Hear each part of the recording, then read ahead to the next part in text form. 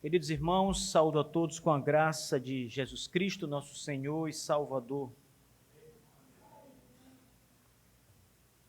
Vamos para o Evangelho de Mateus, queridos irmãos. Ainda estamos iniciando o Sermão do Monte. Então vamos ao capítulo 5 do Evangelho de Mateus. E vamos ao verso 6.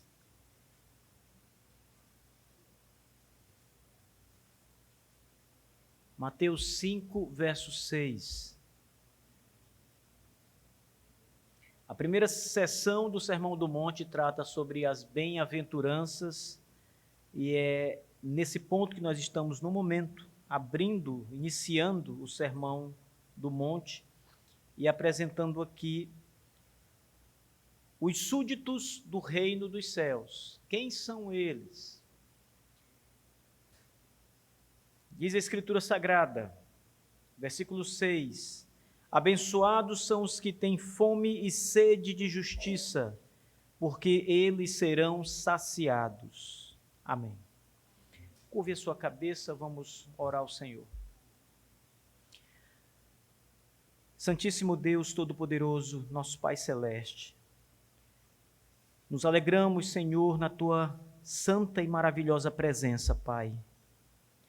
É aqui, Senhor Deus, neste lugar, reunidos para adorar o Senhor, que também recebemos o alimento que a nossa alma precisa para continuar viva. Obrigado, Senhor Deus Todo-Poderoso, por ter sempre sido o nosso provedor espiritual. Pelo Teu Espírito Santo somos alimentados com a Tua palavra, lembrados do Senhor, quais são as nossas obrigações, em que devemos fixar a nossa mente, o nosso coração, a nossa fé. Somos gratos, Deus Todo-Poderoso, porque nossos pés não se desviaram do Teu caminho, Senhor, por causa do Espírito Santo que nos guia pelas veredas e pelos pastos verdejantes. Essa noite, nosso Deus, nós te suplicamos que nos ajude a entender a justiça do reino de Deus, a justiça que o homem de Deus busca no seu coração. Seja conosco nessa noite como tem sido até aqui, Senhor. Em nome de Jesus Cristo nós te suplicamos. Amém. Estamos na quarta das bem-aventuranças, irmãos. Eu lembrei a vocês no início da série do Sermão do Monte que nós tratamos aqui dos bem-aventurados ou abençoados. Vocês estão usando a Bíblia King James e certamente está escrito abençoados são no lugar de bem-aventurados. Não é um erro na tradução, a palavra de fato é esta, abençoados. E aqui a quarta destas bem-aventuranças diz respeito àqueles que têm fome e sede de justiça. Eles serão saciados, diz o nosso Senhor Jesus Cristo. Quando se olha para essa passagem do Sermão do Monte, a grande questão aqui, meus irmãos, é entender o que a palavra justiça significa. As pessoas têm olhado para essa passagem de várias maneiras diferentes. Por exemplo, as pessoas olham para o mundo, para as injustiças que existem no mundo, para a desigualdade, para as guerras, para os massacres e para todo tipo de coisa que você possa considerar injustiça, e elas acreditam que a palavra justiça aqui se refere ao contrário dessas coisas. Ou seja, justiça seria não haver uma guerra injusta, seria se levantar contra as guerras que acontecem no mundo, seria se levantar contra a opressão social, se levantar contra todo tipo de injustiça contra pobres. Esse é um discurso, na verdade, muito mais político do que teológico. E aqui na expressão do capítulo 5, verso 6, nós temos uma palavra que expressa um conceito teológico. É claro que o termo justiça, ele deve ser entendido aqui nessa passagem, num aspecto global, que também envolve essas coisas. Porém, estas coisas são as coisas menores quando nós pensamos em justiça, conforme Mateus 5, verso 6. Todos nós, como cristãos e povo de Deus, somos ensinados a ter o caráter de Jesus Cristo e a imitar o nosso Senhor Jesus Cristo, vivendo exatamente como ele viveu na terra. Isso significa dizer que nós devemos amar ao nosso próximo como a nós mesmos. Significa dizer que vamos nos doar pelo nosso próximo. E isso significa, na prática, que nós vamos fazer o bem, que nós vamos ajudar os pobres e necessitados, que nós vamos estender nossas mãos para socorrer. Em outras palavras, significa que nós vamos fazer algum tipo de justiça social. Você, como cristão, não vai ver uma pessoa passar necessidades e deixar de ajudar essa pessoa, pelo fato de você não conhecê-la, pelo fato de você pensar consigo mesma, é um drogado, ele escolheu essa vida, ele está aonde está porque isso é o fruto de suas escolhas erradas, então ele tem que pagar o preço. Como cristão, você não vai pensar assim, mesmo que isso seja verdade. Você vai estender sua mão para ajudar e abençoar. Então, isso é justiça social. A justiça social, portanto, faz parte da vida do cristão, mas não é o ápice ou o ponto maior, e nem é o ponto essencial de Mateus 5, verso 6. Quando nós somos lembrados aqui que são abençoados aqueles que têm fome e sede de justiça, não é essa justiça que se tem em conta.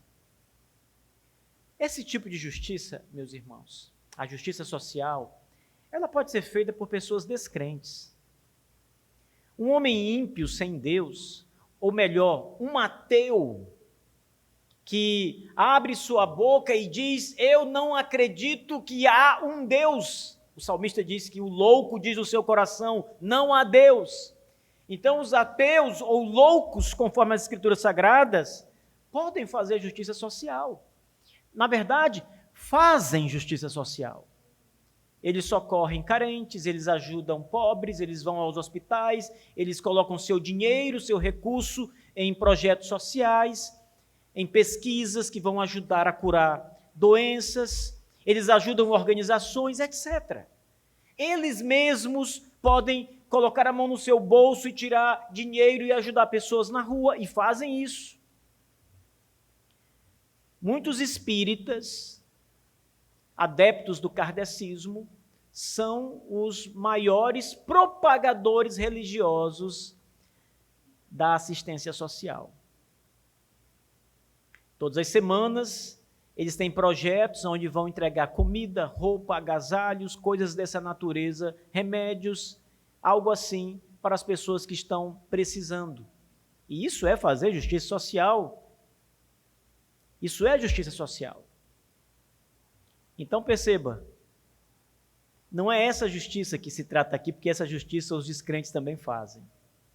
E podem fazer, e às vezes fazem mais do que crentes. Às vezes um ímpio tem mais condições de fazer justiça social do que um crente. E faz às vezes. Então entender o que significa justiça aqui é o ponto importante. Antes de falar sobre isso, perceba que essa justiça que é mencionada, é dito que os cidadãos do reino dos céus, ou os bem-aventurados, ou os abençoados, são aqueles que têm fome e sede dessa justiça.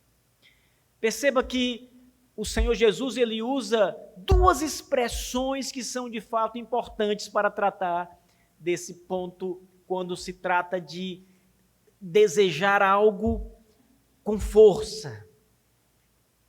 Eu não sei quantos aqui já passaram fome de verdade,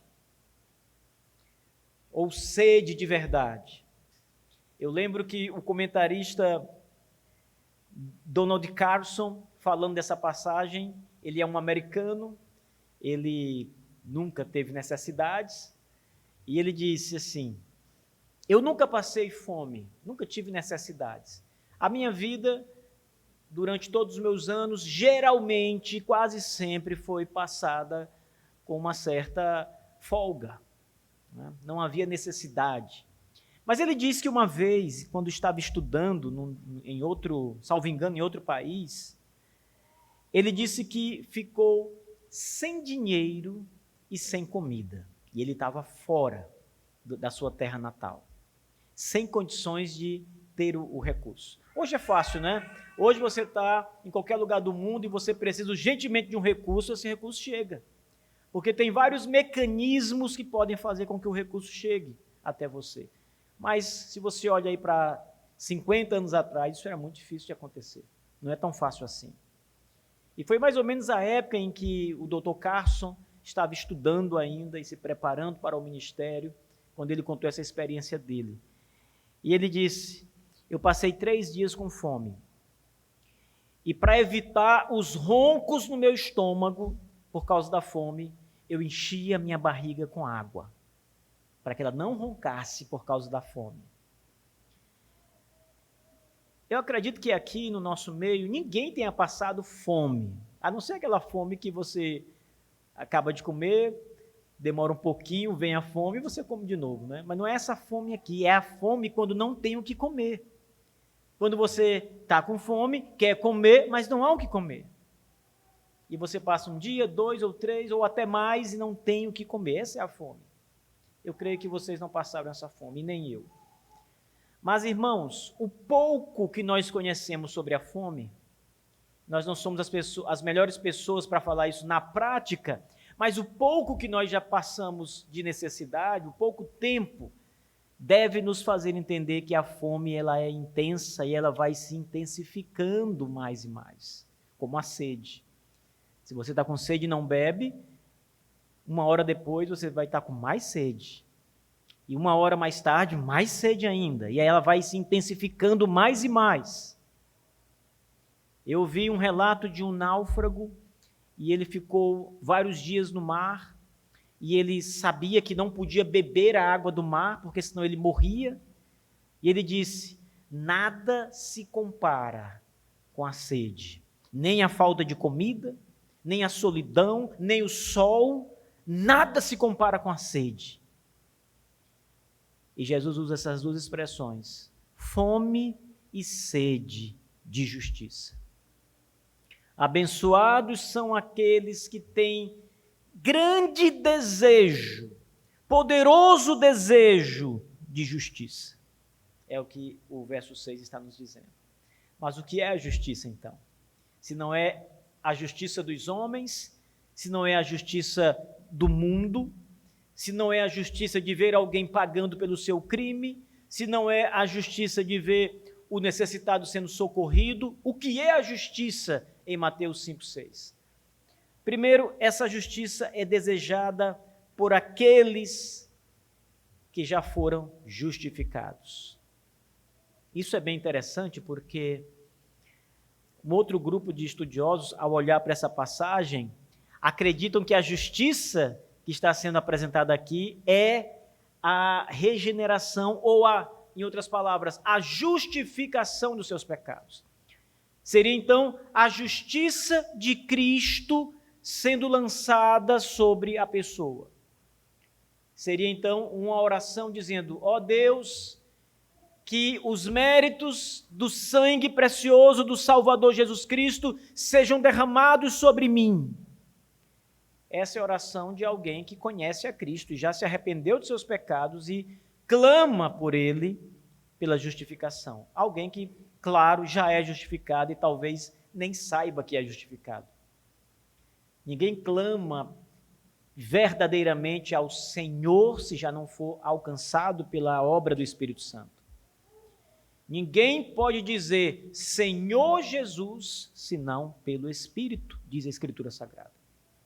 Então, alguém que clama assim, como o salmista está aqui dizendo, e clama pela justificação de sua vida, já é justificado. Esse clamor, irmãos, aqui é maior do que a justificação. É algo que vai além da justificação. Eu não estou dizendo aqui de maneira nenhuma que a salvação é uma coisa pequena, e nem estou dizendo aqui que a salvação é uma coisa de segundo plano. Todos nós sabemos a grandeza da salvação. A obra que acontece quando alguém é justificado. A justificação, ela é uma troca poderosa e graciosa que Deus opera pelo Espírito Santo naqueles que creem em Jesus. Significa dizer, então, que todos os seus pecados, perceba o que é justificação, todos os seus pecados, eles são tirados de você e colocados sobre outro, sobre Jesus Cristo. A podridão sai de você e é colocada nos ombros do Senhor. Por outro lado, toda a obediência e a justiça adquirida por Jesus Cristo, que tornam Jesus Cristo reto, perfeito e aprovado diante de Deus, são tomadas dele e colocadas sobre você.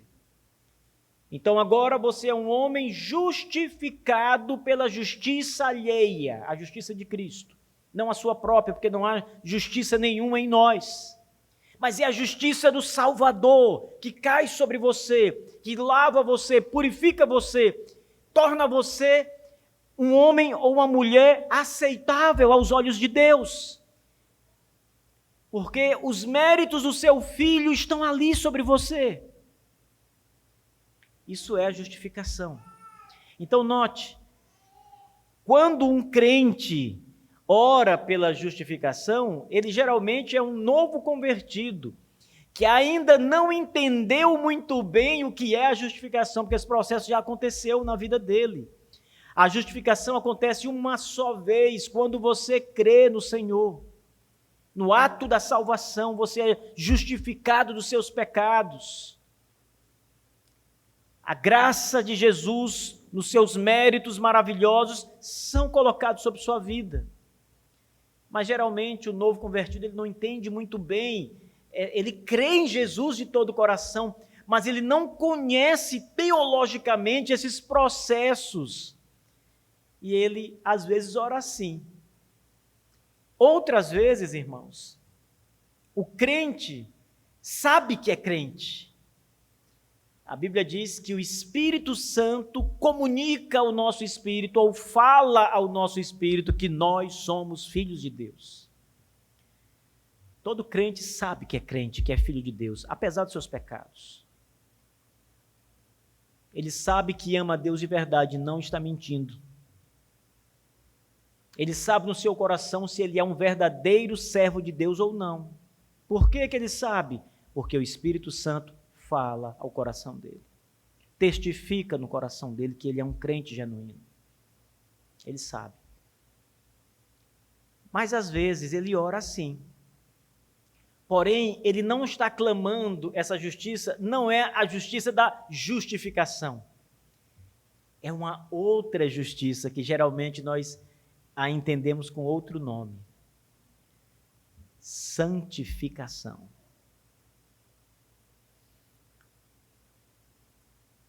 Eu não sei qual a experiência real de vocês, particular, em relação à batalha contra os pecados, os seus pecados. Todos nós batalhamos contra os nossos pecados, irmãos. Se você não batalha contra os seus pecados, você não é convertido. Porque pecador você é. Isso é absolutamente certo. E se você não luta, se você dizer, não enfrento batalha nenhuma, ou você não entende o que é pecado, acha que o pecado que você vive não é pecado, então você diz, eu não luto com nada, está tudo bem na minha vida. Ou você não é convertido. Mas o fato é, todo crente está no campo de batalha contra o pecado, contra Satanás e seus anjos caídos, contra a sua própria natureza, que o impulsiona ao pecado. A natureza dos crentes ainda é caída. Então, Eu não sei qual é a experiência pessoal de vocês, mas certamente vocês, em inúmeras ocasiões, já lutaram em oração com Deus por causa dos seus pecados. Especialmente aqueles pecados repetidos, que você tenta exterminar, não consegue. Tem vitórias provisórias, depois é apanhado nele, escorrega nele, cai nele novamente. Às vezes o homem, ele está lutando com um certo pecado e ele acredita que aquele pecado é fácil de ser vencido. E ele diz assim no seu coração: se eu quiser, facilmente eu posso abandonar isso. E ele pensa isso de verdade. E um dia ele resolve abandonar esse pecado. E ele consegue passar 1, 2, 3, uma semana sem pecar e depois cai nele. E ele diz: fraquejei, tenho que lutar mais forte, esse pecado não é nada para mim. E ele aumenta a sua artilharia para enfrentar o pecado e cai nele de novo. E então ele começa a perceber que o pecado não é tão fraco como ele pensava e que ele não é tão forte quanto pensava. Irmãos, todos nós lutamos contra o pecado e isso significa que nós lutamos por uma vida de santidade e piedade. Ter fome e sede de justiça significa ter fome e sede de uma vida santa e piedosa aos olhos de Deus. É isso que o versículo 6 nos ensina. A justiça que nós buscamos é a justiça de uma vida perfeita aos olhos de Deus. O sermão começa dizendo que bem-aventurados são os pobres de espírito, e nós vimos que esses pobres de espírito são aqueles que sabem que são pecadores, se veem como pecadores e conhecem a desgraça do seu pecado. Depois, os mesmos homens também são bem-aventurados porque eles choram, e eles choram por causa dos seus pecados, da desgraça que é o pecado. Eles também são mansos. E agora o versículo 6 diz que estes homens têm fome e sede de justiça, ou seja, eles desejam de todo o coração viver piedosamente aos olhos de Deus no mundo, nesse mundo diante dos homens. Isso é maior do que qualquer justiça que nós já falamos até aqui, irmãos.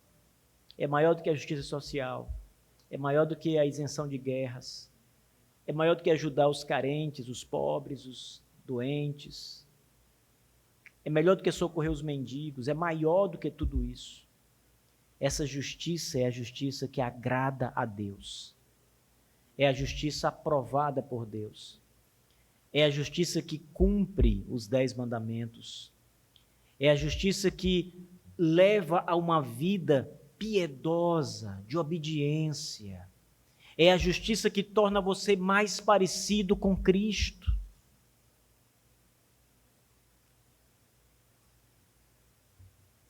Quantas vezes nós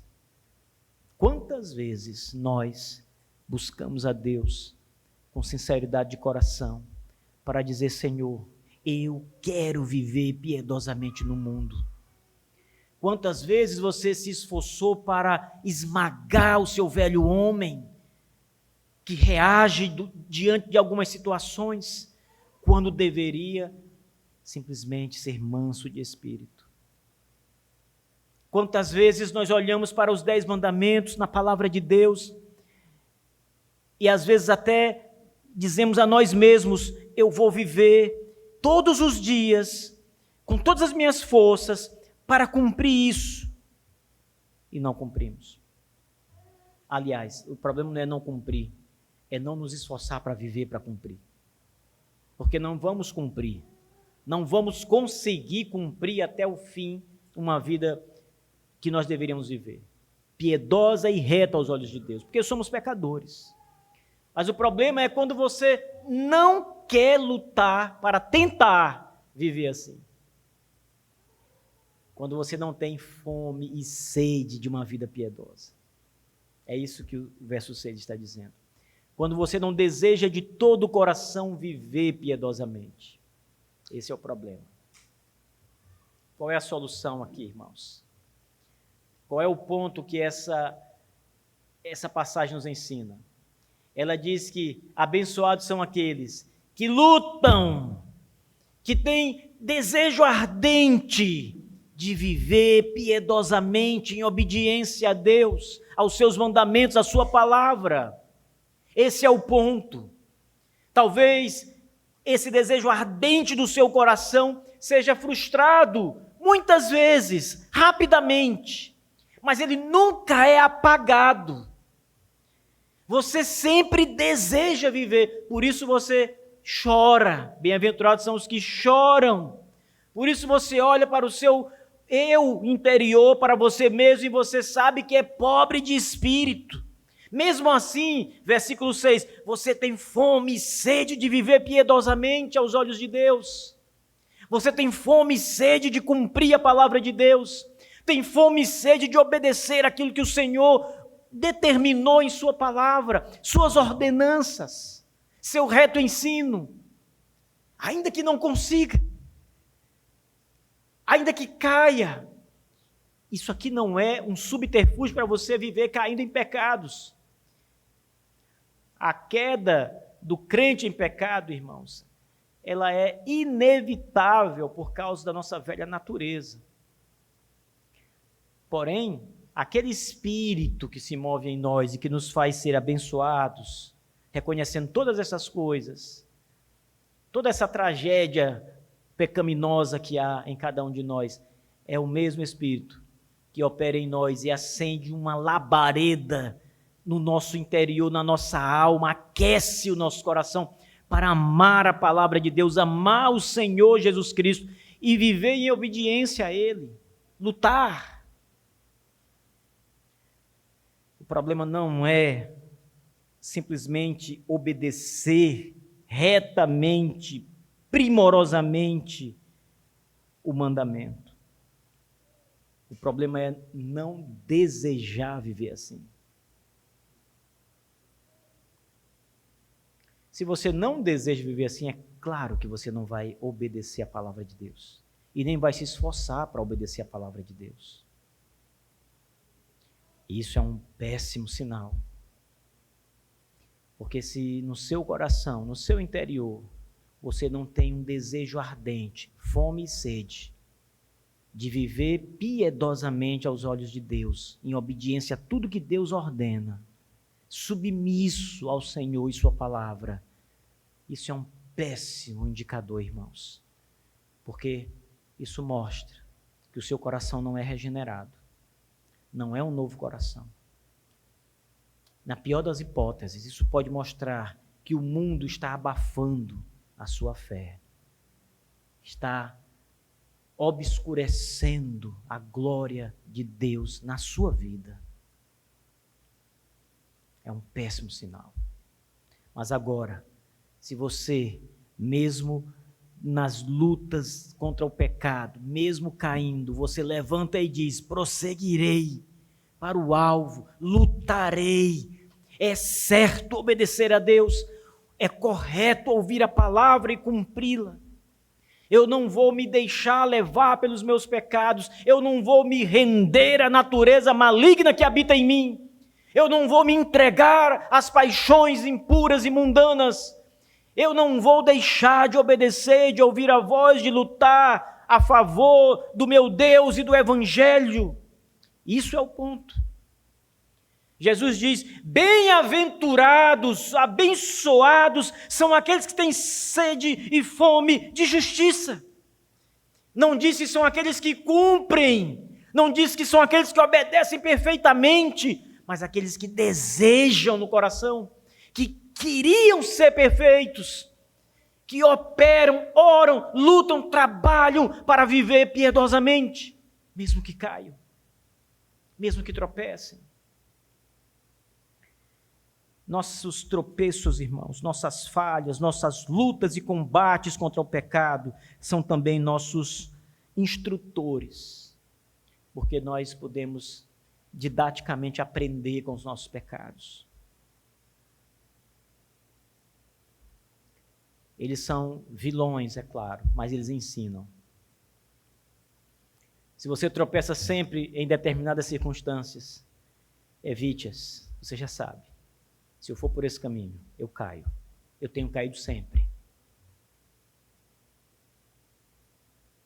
Tem pessoas que não podem ter celular, porque são viciadas em jogos. Outras são viciadas em pornografia.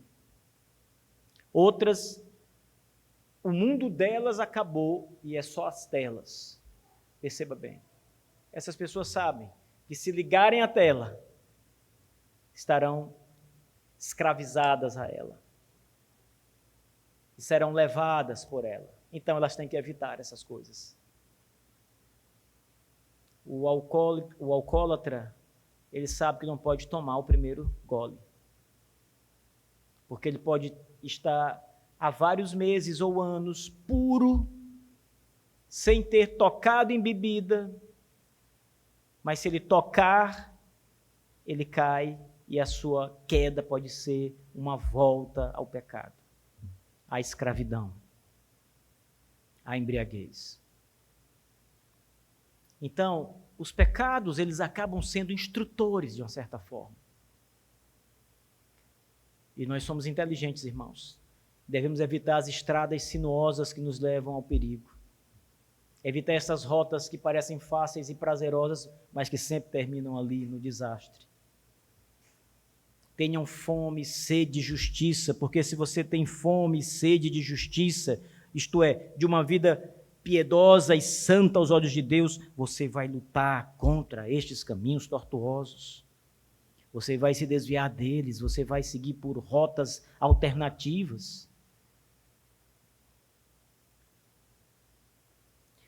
Essa bem-aventurança apresenta uma promessa maravilhosa. Todos esses que têm fome e sede de uma vida piedosa, santa, serão saciados.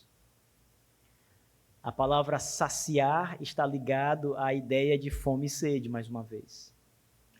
Se você está com sede, bebe água, sua sede é saciada. Saciar é acabar. Suprir tudo que era necessário. Se você tem fome e come, a sua fome é saciada, ela acaba. E Jesus está dizendo que aqueles que têm verdadeiramente fome e sede dessa justiça, isto é, de uma vida piedosa em obediência, serão saciados. Serão santificados. É o que o Senhor está nos dizendo. Isso é muito maravilhoso, irmãos, porque aqui nós temos uma promessa que aponta para a santificação final. A santificação plena do homem. Por mais que você seja um ótimo cristão, por mais que você seja um cristão que tem fome e sede de justiça da maneira certa, que luta contra os pecados, cai, mas levanta e luta de novo, e continua com esse mesmo pensamento, piedade, vida piedosa, obediência aos mandamentos do meu Deus, viver como Cristo viveu, cai, levanta e continua com esse mesmo pensamento, até o seu último dia na jornada terrena, vai ser assim.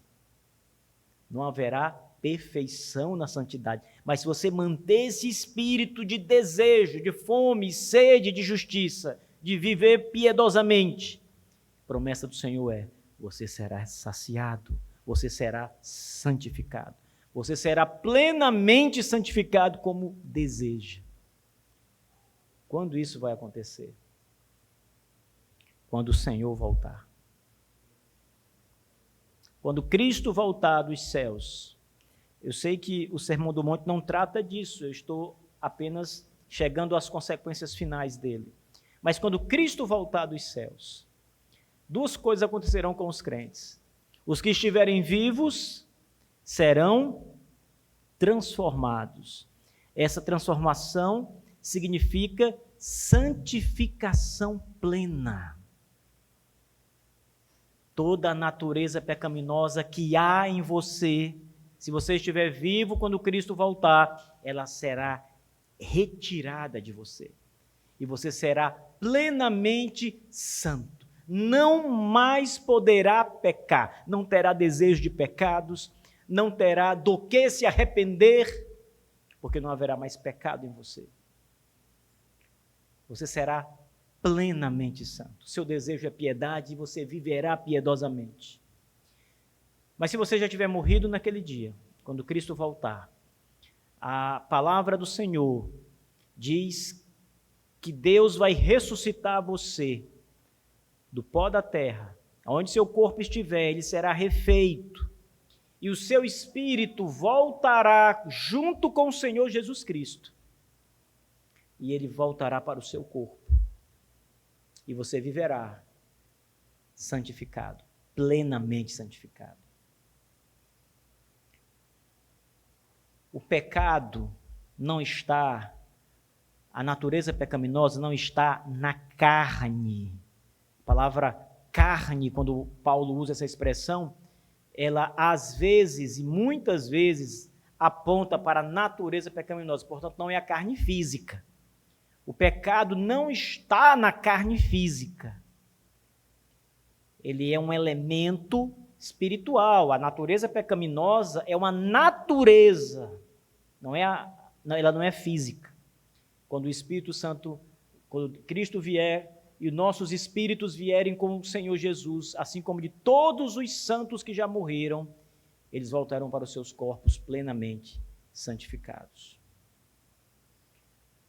Então, quem tem fome e sede de justiça, dessa justiça, irmãos, receberá essa justiça, será saciado. Haverá um dia em que nós não vamos mais pecar, que os nossos olhos, nosso coração, nossa mente não mais desejará o pecado e nem mais cairá nele, porque seremos plenamente transformados pelo Senhor. Isso é uma bênção, é uma graça divina. Retirar a maldição do pecado que há em nós totalmente, não apenas perdoar os pecados, mas retirar a fonte dele, retirar a natureza que inclina ao pecado, é uma graça maravilhosa. Você sabe, você é um cristão, você ama o Senhor Jesus Cristo, você entregou sua vida a Ele, você confia nele como seu Salvador, você sabe que Ele perdoou os seus pecados, mas você ainda peca. Você ainda tem dias terríveis.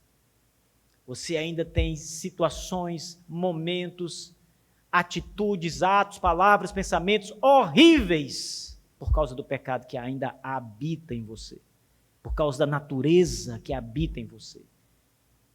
Mas se você tem fome e sede de justiça, se você tem fome e sede de uma vida piedosa, tudo isso vai ser retirado de você, para que você receba o que deseja, uma vida piedosa, longe do pecado, livre da natureza pecaminosa, limpo, perfeitamente limpo, purificado,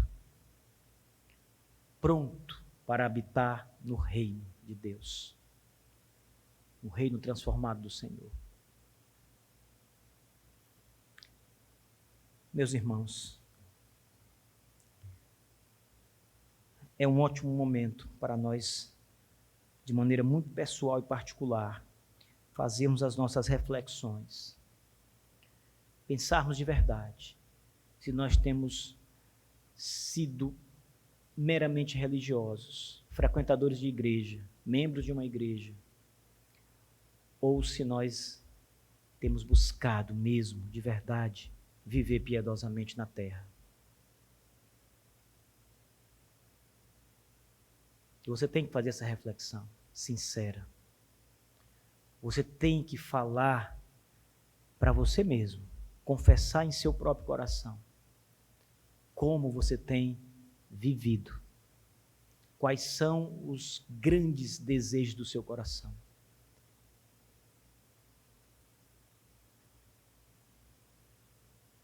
Se você encontrar brechas e fragmentos, escombros de um castelo que tentou ser erguido para a glória de Deus, mas ele sempre cai.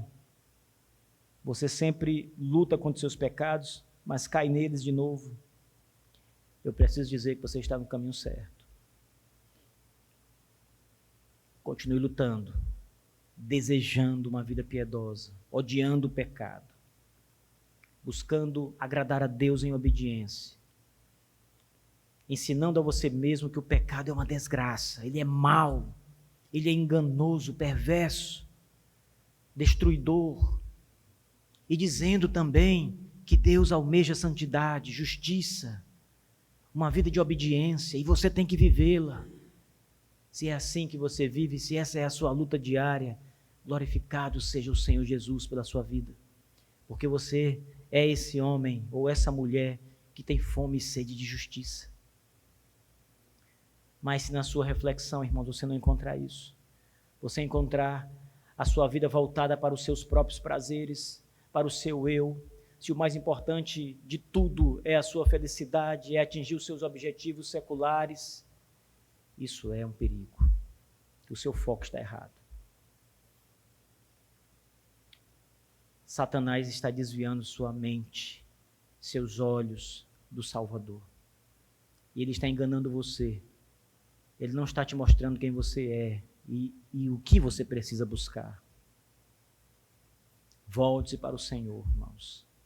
Ame o Senhor Jesus Cristo. Busque viver piedosamente, em santidade, em justiça. Tenha fome e sede de justiça, porque você será saciado se tiver essa fome e essa sede.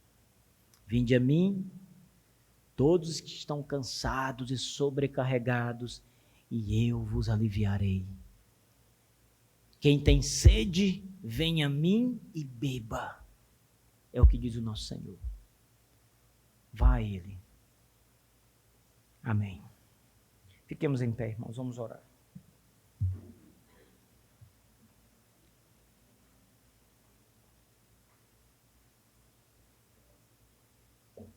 Curve a cabeça. Senhor,